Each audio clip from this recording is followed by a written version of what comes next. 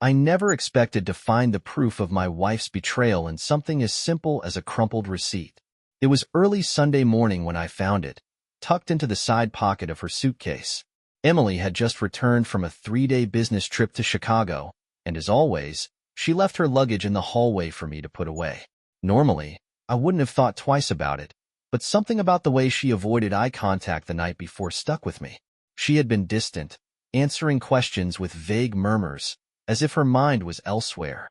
And maybe it was. The receipt was from a restaurant I knew she hadn't mentioned. A high-end place, one of those dimly lit, overpriced establishments where couples sat close, whispering over candlelight. The date printed on it sent a chill through me. She was supposed to have attended a company dinner that night, an official event at a hotel ballroom. This wasn't that. This was something different. At first, I tried to tell myself there was an explanation. Maybe she had gone out with a colleague for a quick meal before the dinner. Maybe the company changed plans at the last minute. But the longer I stared at the receipt, the less I believed in those convenient excuses. Because there was something else. A single line at the bottom that made my stomach tighten. 2 guests. 2. I clenched my jaw, my fingers gripping the paper so tightly it crumpled.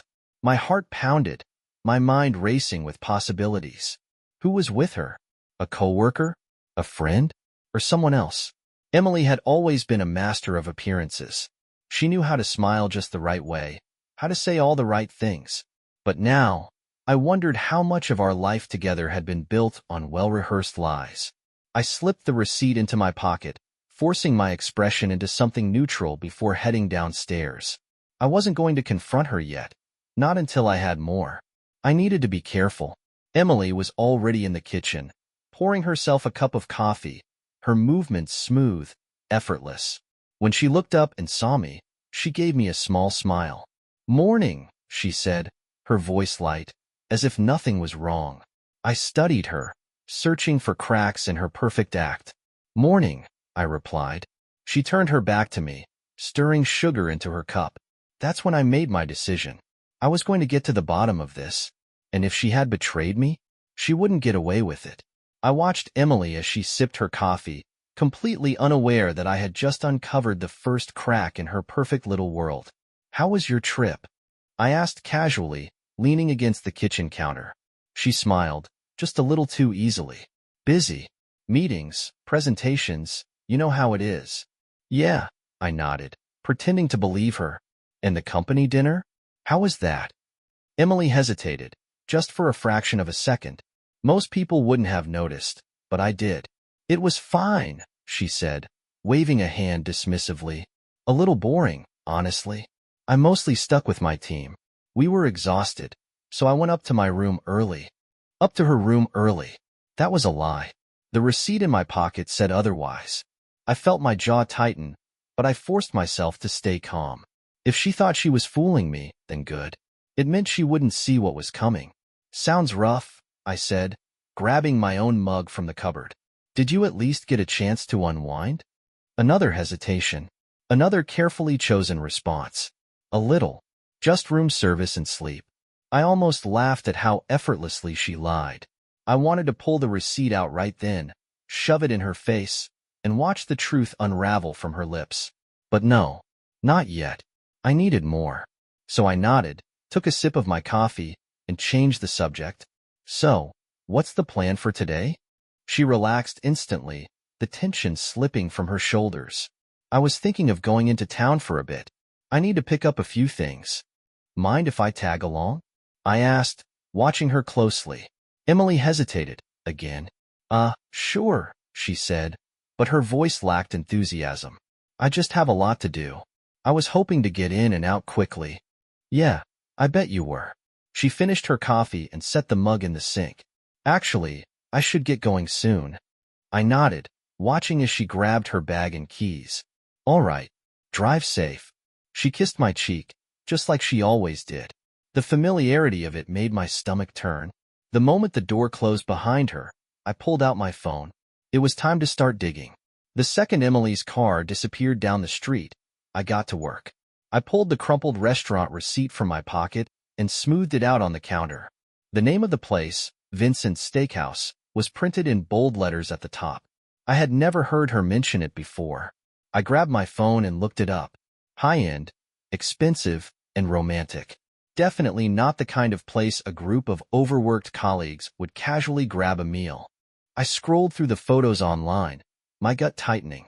Dim lighting, private booths, soft jazz playing in the background. This wasn't a restaurant for business dinners. This was a restaurant for dates. I needed more proof. I went to our shared laptop in the living room, my fingers flying over the keyboard as I logged into our phone bill account. Emily and I never hid passwords from each other. Or at least, I never had. It took only seconds to pull up her call log. One number stood out immediately. A series of calls and texts to the same contact, repeating over the past few months. Some were during work hours, but many were late at night, long after she had supposedly gone to bed. I copied the number into my phone and ran a quick search. No name listed. A private number. I leaned back, exhaling slowly. I wasn't an idiot. I wasn't jumping to conclusions. But I knew my wife, and I knew when something didn't add up. And right now, nothing added up. I clicked over to her email. Emily rarely checked it on the laptop, so I doubted she'd have anything incriminating sitting in her inbox. Still, I searched her messages for anything related to Vincent's Steakhouse. Nothing. I typed in a few more keywords: hotel, reservation, trip, meeting. Again, nothing. I was about to close out when something caught my eye. An email from a travel booking site. Thank you for your recent reservation at the Oak Ridge Hotel. The Oak Ridge Hotel. That wasn't where Emily's company had booked their employees to stay. I remembered because I had helped her pack, and she had specifically mentioned the Grand Westin. I clicked the email open, my pulse hammering. The reservation was for 2 nights. 1 king-size bed. I felt sick.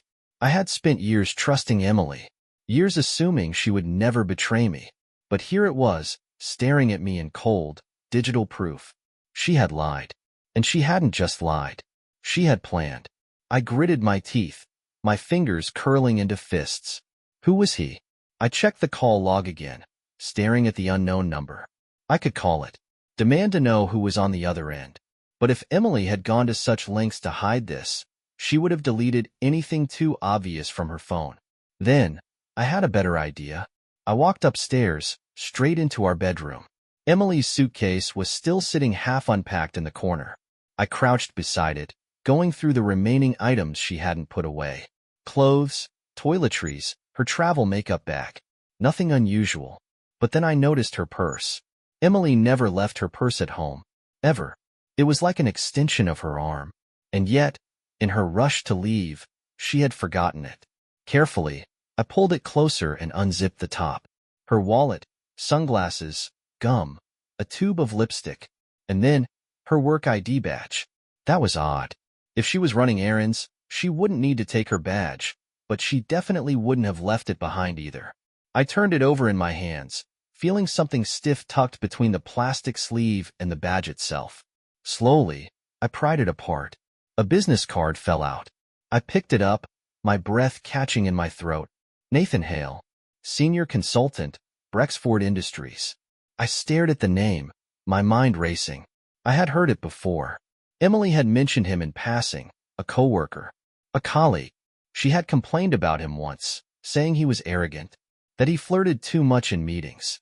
But now his name was here, hidden inside her badge. I turned the card over. There was something written on the back in Emily's handwriting. Room 214, 9 p.m. I felt something snap inside me. This wasn't just suspicion anymore. This was proof. Emily had been with this man. In a hotel. In a king-size bed. My hands trembled as I placed everything back exactly as I had found it. I needed to stay calm. I needed to think. Emily would be home soon. She would smile, kiss my cheek, and pretend that nothing had happened. But now, I knew, and I wasn't going to let her get away with it. I had options. I could confront her now, throw the receipt, the business card, and the hotel reservation in her face. Demand answers. Watch her try to squirm out of it with pathetic excuses. But that would be too easy. No, Emily deserved worse. A confrontation would give her a chance to spin the story, to play the victim, to make me look like the crazy, jealous husband. I wouldn't give her that. I pulled out my phone and snapped photos of the receipt, the business card, and the hotel reservation.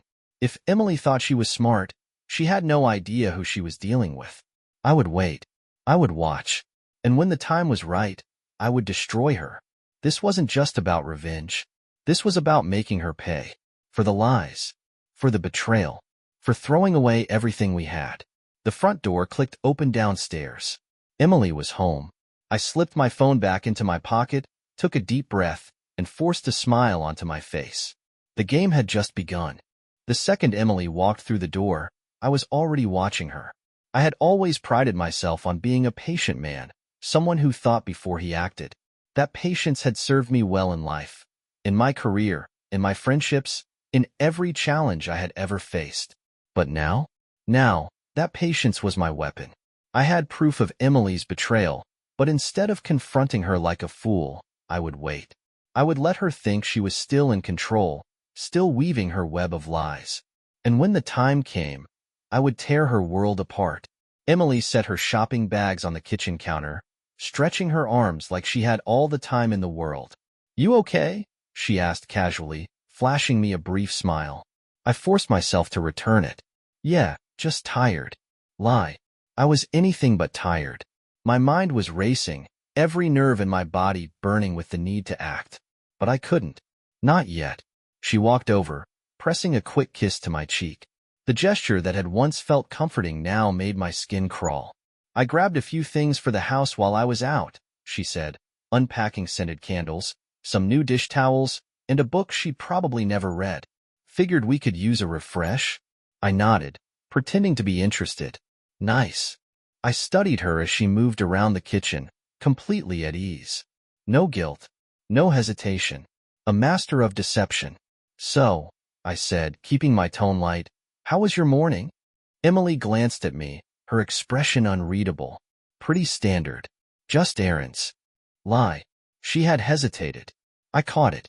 Just for a second, but it was there. I leaned against the counter, crossing my arms. "Did you stop anywhere interesting?" She shook her head. "Just the usual.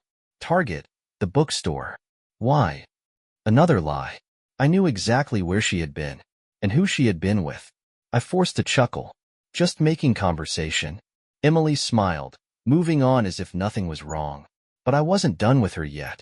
I let her settle back into her routine, pretending I wasn't watching her every move.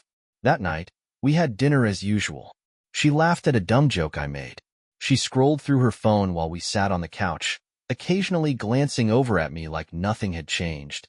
But everything had changed. I had never been a particularly suspicious husband.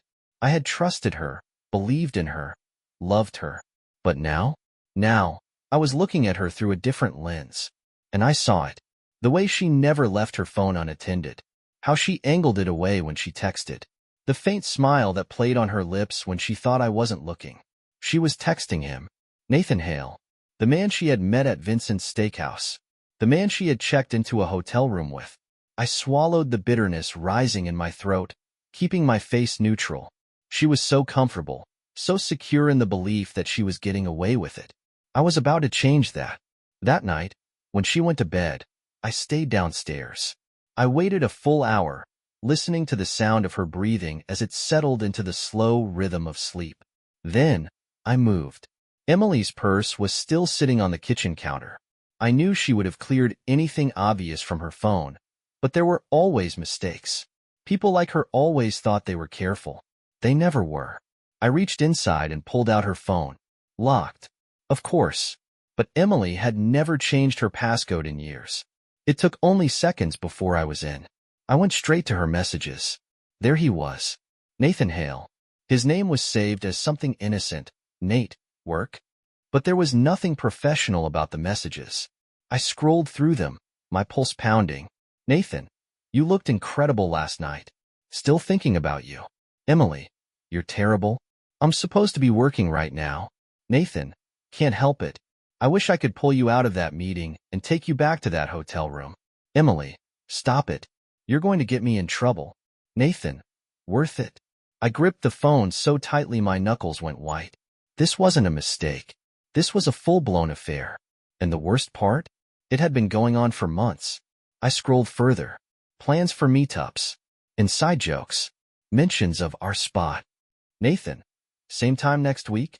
Vincent's again? Emily. Maybe. Or we could get another hotel room instead.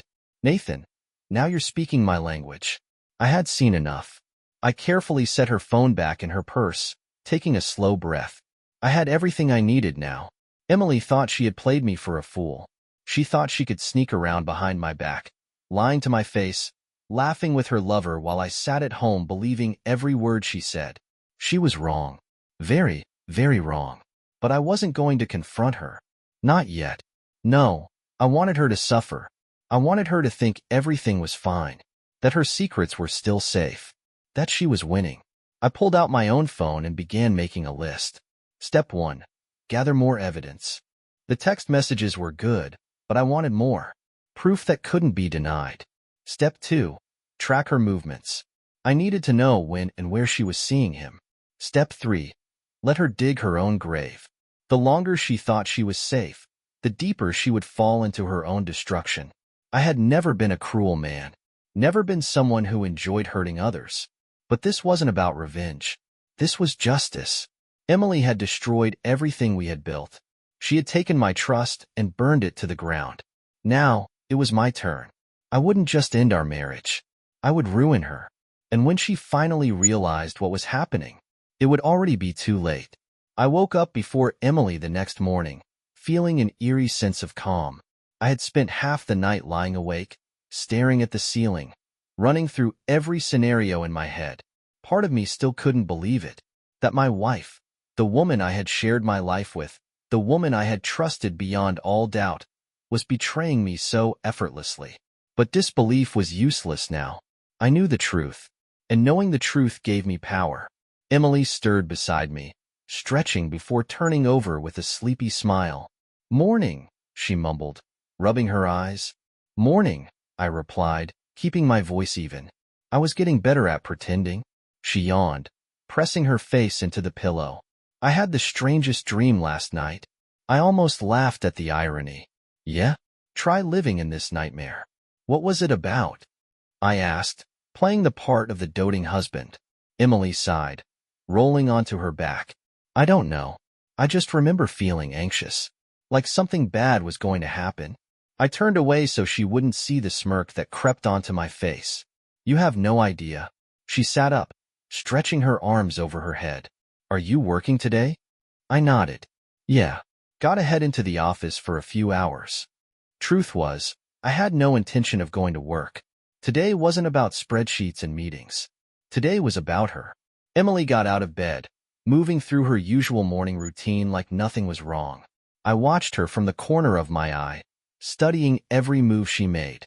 There was something unnerving about how easy this was for her. No guilt, no hesitation, just another day of lies. As she poured herself a cup of coffee, she glanced over at me. "You okay? You seem a little quiet." I forced a chuckle, shaking my head. "Just thinking about some stuff for work." She smiled, walking over to kiss me on the cheek. "Don't work too hard." It took every ounce of control I had not to recoil. Instead, I smiled back. "I won't." The moment Emily left for work, I got to work too. Step 1. Track her movements. I had already seen the texts.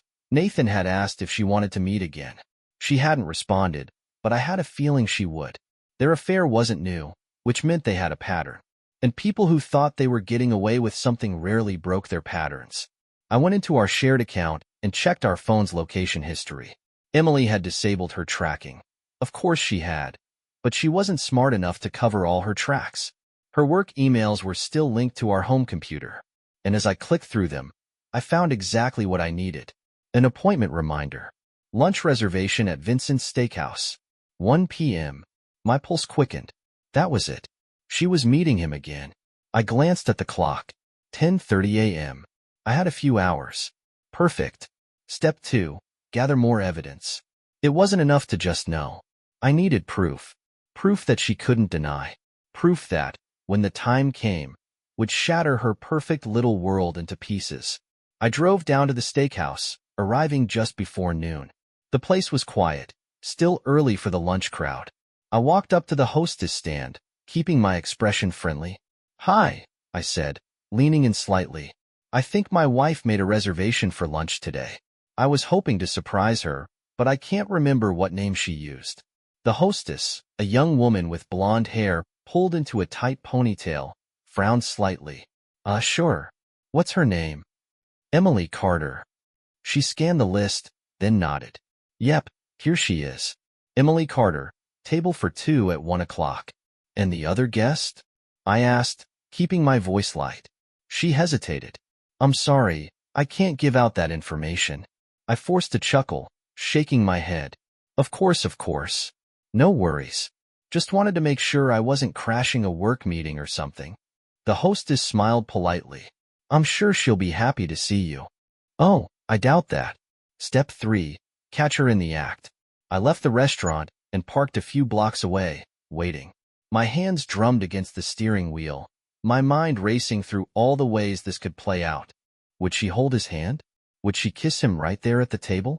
Would she laugh at his jokes the way she used to laugh at mine? Part of me wanted to rush in there the second she arrived, to drag her out and force her to explain herself. But that would be too easy.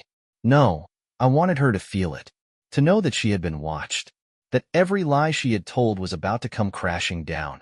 At exactly 12:55, I saw her car pull up.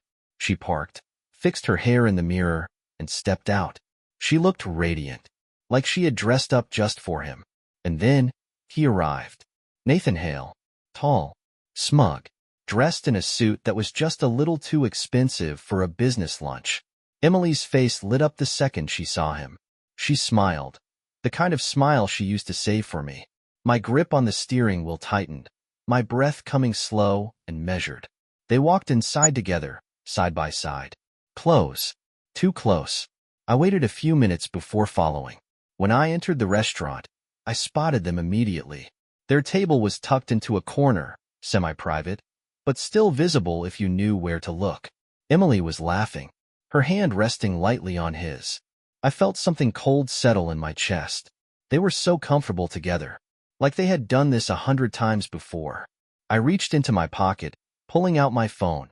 My hands were steady as I took the pictures. One of her smiling at him, one of him leaning in, whispering something that made her giggle. And finally, one of her placing her hand on his knee, fingers tracing slow circles. I swallowed the bile rising in my throat. It was done. I had everything I needed. I turned and walked out, leaving them to their little game. They thought they had one. They had no idea what was coming next. I sat in my car outside the restaurant, staring at my phone. The pictures I had taken felt like poison in my hands, undeniable proof that my wife had betrayed me. But now, the real question was, what was I going to do with it? Emily and Nathan were still inside, completely unaware that I had just sealed their fate. I could storm in there now, throw the evidence in her face, and watch her squirm. But that wasn't enough. I wanted to break her. I wanted her to know what it felt like to be played, to be humiliated, to have her world crumble around her, just like she had done to me. And I had the perfect plan. That evening, I returned home before Emily did. I made sure everything looked normal. The last thing I wanted was for her to suspect anything. At 6:30, the front door opened, and Emily walked in, humming softly to herself. She was glowing. I felt my stomach turn. "Hey," she called out, setting her purse down. "Hey," I replied from the couch, keeping my voice neutral. She walked over and kissed my cheek like nothing was wrong, like she hadn't just spent the afternoon rubbing up against another man. "How was your day?" she asked, heading to the kitchen. "Oh, you know, the usual," I said casually. "Meetings, emails, nothing too exciting." And then, I waited. I watched her closely, waiting to see if she would lie, if she would tell me how hard her day was, how she had been stuck at work all day. She didn't even hesitate. "Same here," she said, pouring herself a glass of wine. "Just meetings and reports. So exhausting."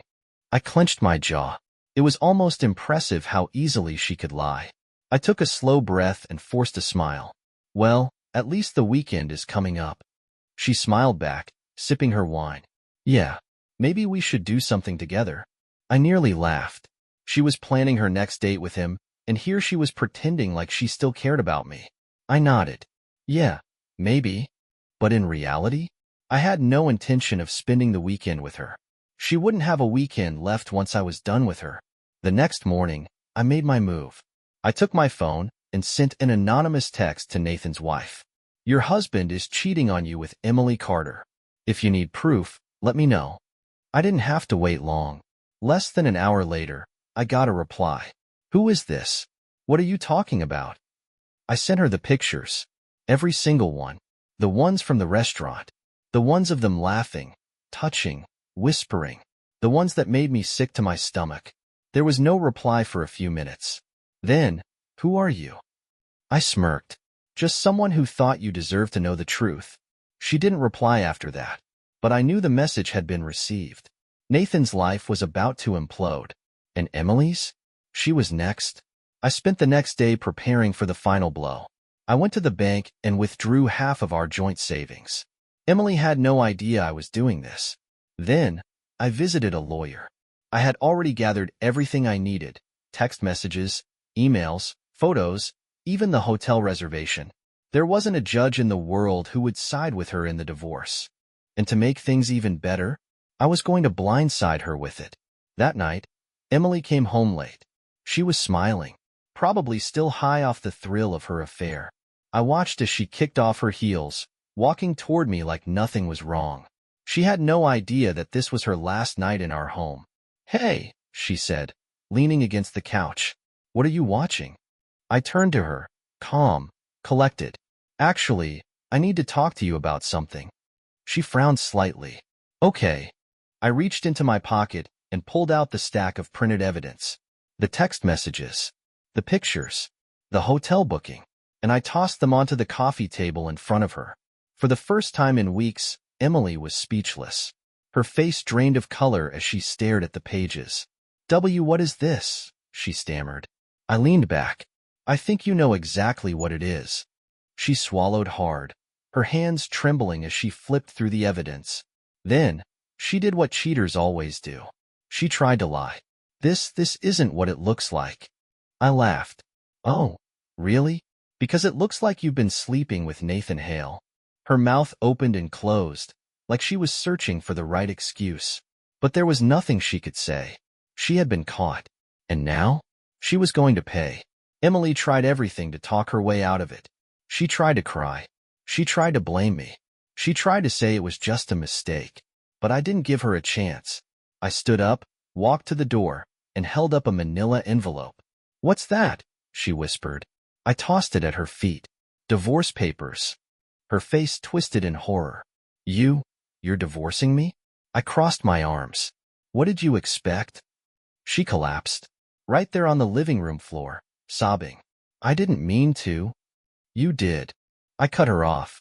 You meant every single lie. Every single text. Every single time you snuck off to be with him. Tears streamed down her face. Please, we can fix this. I shook my head. There's no we anymore, Emily. And then, I delivered the final blow. I already emptied half of our savings. Her breath hitched. You, what? I smirked. That's right. And guess what? You don't get a single penny more. Her entire world crumbled. And I felt nothing. Emily left that night. She begged me to reconsider. She said she had nowhere to go. Not my problem. Nathan's wife had already kicked him out too. I heard he lost his job. Karma's a beautiful thing. As for me, I moved on. The divorce was quick. I made sure of it. Emily tried reaching out a few times, but I ignored her. She had destroyed my trust, and I had destroyed her life. And the best part? She never saw it coming. Game over, Emily.